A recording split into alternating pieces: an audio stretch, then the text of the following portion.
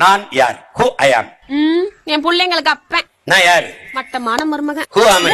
நான் யாரு? உனக்கு சொல்லு. நான் யாரு? நான் யார்? யார் அவன்? கள்ளக்கூடி கொண்ட கட்டுக்கதை திரள் நிதி, சின்ன பயலுகளை ஏமாற்றி புடுங்கும் திரள் நிதி, கட்டுக்கதை சொல்லி கை புடுங்கும் திரள் நிதி, திரள் நிதி, திரள் நிதி.